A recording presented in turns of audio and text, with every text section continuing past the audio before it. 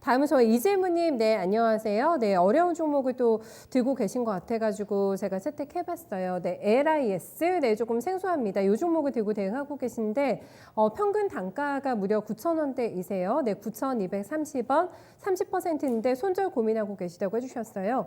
거래가 별로 없어요. 오늘도 뭐 4만 주 조금 넘었고 거래, 네, 계속 음봉 떨어지고 있고, 네, 주가는 흘러내리는 상황에서 손절 가맹해야 될까요, 김성수? 저는 이 종목은 거래하면 안 된다고 판단을 합니다.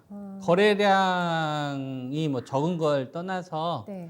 뭐 이 기업 관련돼서 제가 조금 자세하게 이야기를 하자면요. 그러니까 이 기업은 원래는 OLED 전용 이 레이저 커팅 관련된 장비를 납품했던 회사예요. 네. 우리가 이 플라스틱 있지 않았습니까? 플라스틱하고 이제 유리기판을 어떤 특수한 용액을 굽게 되게 되면 폴리미드라고 하는데 그거를 이제 엄청난 고온과 엄청난 저온을 하게 되면 딱딱하게 만들어져요. 네. 그래서 그거를 뗄 때 필요한 장비가 있어요. 이거를 LRO 장비라고 하는데 이거를 대표적으로 우리나라에서 삼성 모바일 디스플레이가 중수형 OLED에서 점유율이 90% 정도 되거든요. 네. 이거의 독점을 차지했었던 게 AP 시스템이에요. 걔네들이 이 ELA나 이제 LLO 관련된 장비를 독점을 했었던 거고 네. 그 독점이 깨지기 시작하면서부터 AP 시스템 그래서 폭락을 했었던 거거든요. 그때 같이 경쟁을 해서 밀렸었던 게 LIS입니다.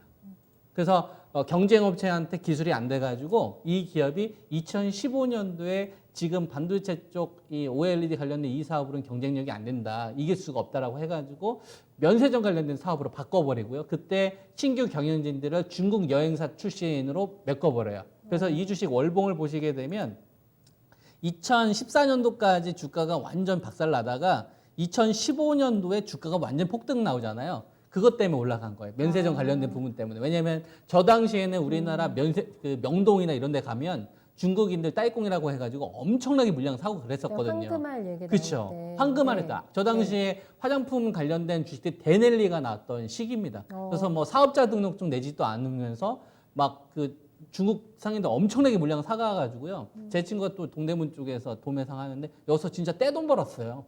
어마어마. 그러니까 캐파가 크니까. 네. 그때 LIS가 본업인 OLED 레이저 커팅 관련된 LLO 관련된 요 부분을 사업을 깨하려고 한 거예요, 변화로.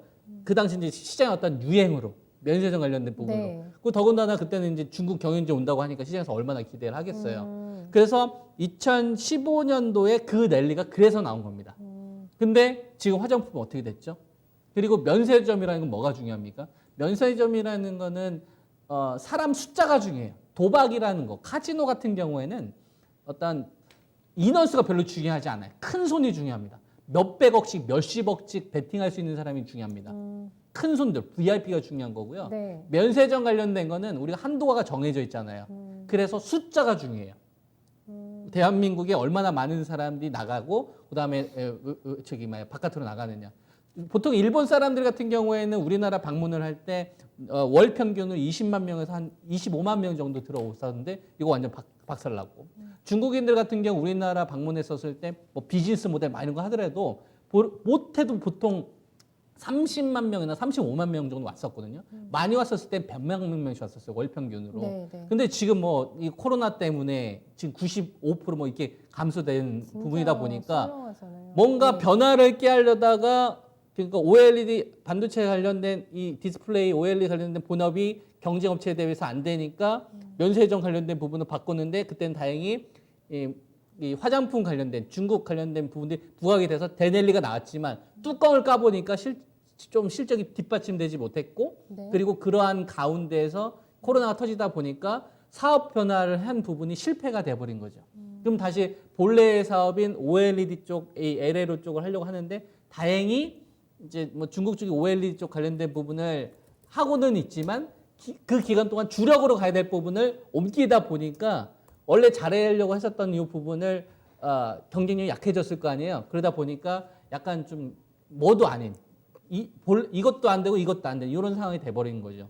그래서 LIS는 저는 거래해서는 안 된다, 이런 이유 때문에. 그래서 뭐 거래량이 적어서도 뭐 이런 이유도 있는데요. 우리가 주식 투자를 할 때 이런 게 되게 중요합니다.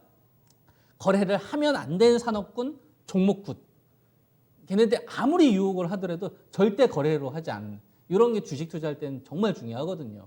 설마 주가가 더 올라간다고 하더라도 이게 주식 투자할 때 되게 중요해요. 그래서 저는 LIS는 좀 거래해서는 안 된다. 이런 이유 때문에. 그래서 저는 매도 종목 교체 의견, 주도주로 종목 교체 의견 드립니다. 그냥 바로 팔자는 말씀이세요. 즉시 매도 탈출. 저는 네. 아니다 싶으면 저는 바로 매도 빨리, 의견입니다. 네. 네. 네, 알겠습니다. 조금 어떨 때 보면 아닌 것 같으면 냉정하게 좀 돌아서는 결단도 조금 필요하지 않을까요? 네, 그런 판단해서 내려주신 전략이고 이거를 오히려 기회로 삼아 보시면 어떨까? 네, 좀 힘내세요. 네, 저희 좀 아쉽겠지만 네, 이렇게 진단 정리 도와드려야 될 것 같아요.